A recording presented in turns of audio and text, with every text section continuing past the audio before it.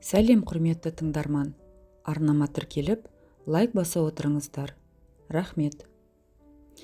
Онымен көңілдес болғанына бір талай уақыт болды. Бір күні көңілдесі оған, әйелің екеуміздің ісімізден сезіктенген жоқ па деп сұрады. Ол басын шайқап жоқ деді. Көңілдесі, бір амалын тауып сенің әйеліңе екеуміздің байланысымызды білдіруіміз керек. Оның позициясын байқап, келесі қадамды қалай басуды содан соң белгілейік деді. Қалай білдіреміз? Ашық айтамыз ба? Әрине, ашық айтуға болмайды. Амалын өзім табамын деді аяр көңілдес. Осыған келісіп, ол жуынуға дайындалды. Көңілдесі үнемі хош иісті әтір шашып жүретін. Әу баста оның сезімін баураған осы әйелдің хош иісті әтірі болатын. Екеуі бірде болғанда бұл иіс оған сіңіп қалушы еді.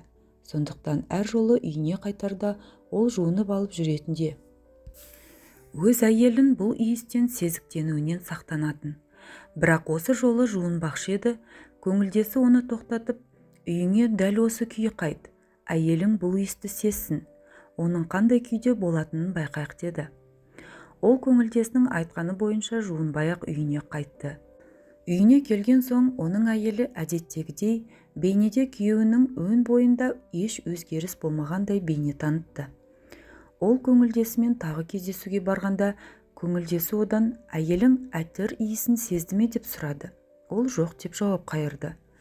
Көңілдесі, қалайша сезбеді, мүмкін емес қой, деді аңтарылып. Бұл жолы жүрерде көңілдесі оны жуынудан тоқтатып қана қоймай, оның үстіне өзінің иісуін сеуіп жіберді. Оған, өн бойыңнан менің әтірімнің иісі аңқып тұр. Қайтқаныңда әйелің сөзсіз сезетін болатын деді. Ол да осылай ойлаған еді. Бірақ іс мүлде керісінше болды. Үйіне келгенде әйелі күндегісіндей-ақ ешқандай бөгде мінез байқатпады.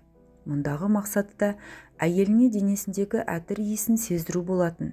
Әйелі сонда да жайшылықтағы секілді ешбір оғаш сыңай танытпай, шаршаған шығарсың, жуынып шайын да ертерек демал деді.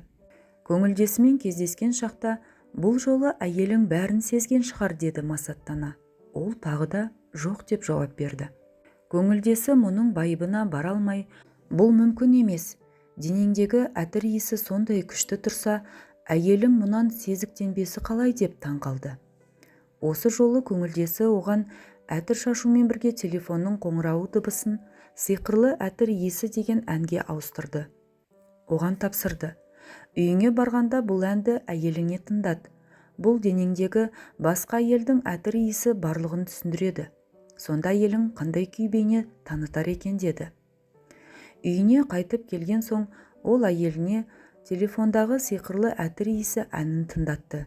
Әйелі бұл жолы шынымен тосын мінез көрсетті.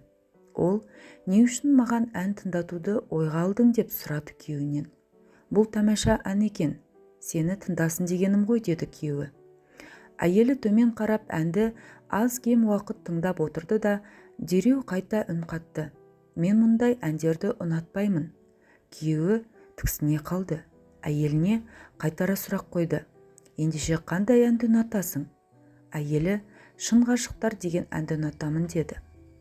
Күйеуі дағдарып тұрды да, үн-түнсіз телефон қоңырау даусын шын ғашықтар әніне қойды.